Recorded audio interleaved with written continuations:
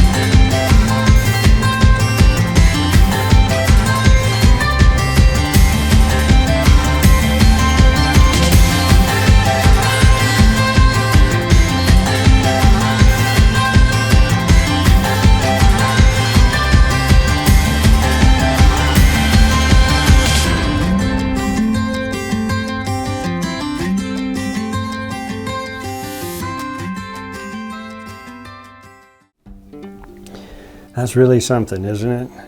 Boy, is it pretty up there. My goodness, it's just awesome. One thing about these peaks, bagging these peaks and going into the mountains is I've been up there this week. I've climbed it twice, been up there 3 times, kind of snooping around. And I see so many people so completely unprepared for what can happen.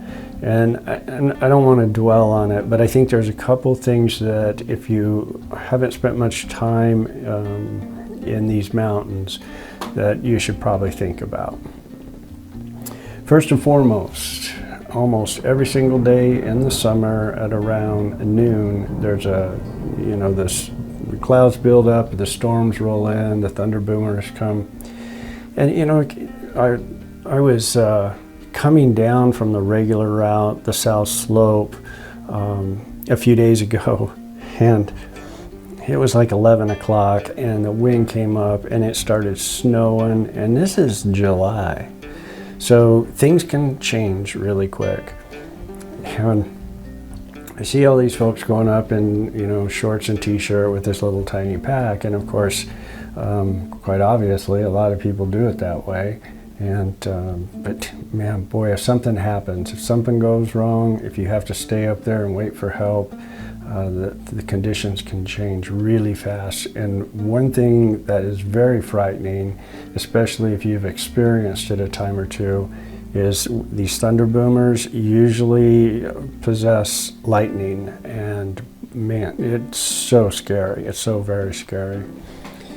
So I would suggest to at least, if nothing else, I carry a rain gear. And rain gear can keep you, surprisingly warm without any other insulation. And when I say rain gear, I'm not talking about the little vinyl poncho that'll blow apart in pieces in the winds up there. Rain pants and rain jacket, and at least then, you could keep yourself dry, you won't get hypothermic, that kind of thing. At the very least, I carry a Gore-Tex down jacket and a pretty decent first aid kit. This terrain up here is super rocky, and both of these climbs, the south slope and the southwest ridge, they're steep, and if you slip, twisted an ankle, broke an ankle, you'd have to wait a while. So anyway, I'll get off my soapbox, but I think it's worth being prepared for. Have the wool hat and some gloves and stuff in your pack, and maybe some rain gear. Great idea. Okay, so now, how difficult are these two routes, which you'll see. I'm going to show you how to get there up from Yankee Boy Basin. So, and I'll go through the maps in just a second, but when you're looking up at the peak, the south slope is just to the right side of the summit, whereas the southwest ridge is the jagged skyline route to the left side of the summit as you're looking up from the Yankee Boy Basin area. The difficulty, I really don't like that south slope. It's so rocky and it's so steep, and we came down that way on this trip of the southwest ridge, went up the southwest and down the south slope. And man, it just hammers you. The southwest ridge, I believe, is actually easier, but I would have to say it, especially up at the, when you're going up to the summit on the ridge, it's fairly exposed. The rock is really good. I was really shocked with how good the rock is up there, but it is exposed. And what that means is you can look down a long way, and if you happen to trip or slip, it could be kind of sort of bad. So in that respect, I think that the southwest ridge is pretty much the same in difficulty, but you get some exposure up there high. So now let's take a look at the map, and I'll show you where you drive. We're going to start in the small town at the north end of the $1 Million Highway at a town called Ouray. And so we'll start there, and I'll show you the map. So let me get organized, and I'll be right back. All right, let's take a look at the map. So you start in the town, and I'm going to have, I'll fly in a map here in a minute so that you can see exactly what I'm talking about. But from the little town of, now you need to be careful because the locals will jump on you on this. It's pronounced Ouray, I think. not Ouray, just for the record. And so you start in Ouray, and you drive up, and I'll call it on this map the first turn, and it's a right-hand turn where you go up. There's a sign there that says high clearance four-wheel drive recommended. But a lot of SUVs and pickup trucks go up this all the time. If you do have an SUV and it's fairly low, you can drive up a ways and see how it feels to you. You can always put somebody out to spot to look at the terrain underneath, but you know, SUVs, there's a bunch of SUVs parked up there all the time. Now, if you have a Jeep or a Razor, you are absolutely good to go. It's two-wheel drive all the way to the first turn. Now, the second turn, it says on the sign there, high clearance vehicles 4x4 and short wheelbase recommended. This is where I've parked before, and it adds on about 2 miles round trip if you need to park there. If you have a Jeep, absolutely no problem. You can go right on up to the trailhead. If you have an SUV, you still want some clearance. But ironically, when I was up there this last time, I saw 2 trucks, just stock trucks. They were 4x4, but pickup trucks. And another one passed us driving up, and they had no problems at all. But this section is steep, and it's a little, I would definitely say, if you don't want to damage your vehicle, high clearance would most definitely be recommended in this area. Okay, this trailhead on Google Maps is called Blue Lake Trailhead, not to be confused with the one that's on the other side of the mountain, where also you can walk up to the Blue Lakes. This one is in Yankee Boy Basin. So when you get to the actual trailhead, there's a sign there that says Mount Sneffels, 1.2 miles. And so you take off on the trail, and it's a well-worn trail. And then there's another sign just a little ways up that trail that says Mount Sneffels, 0.7 of a mile. And this is where that South Slope route starts. And it basically goes right straight up to a saddle and then hits a gully, you turn left, and you go up to the summit. So I'll show you pictures of us coming down that area. So if you're going to do the Southwest Ridge, you continue to the Blue Lake Pass. Again, the signs all point you in that direction. And I'll show you here on the map where the trail is up to the Blue Lake Pass. Now, in my research for preparing for this trip, it was so confusing because there's all these pictures with arrows and route descriptions.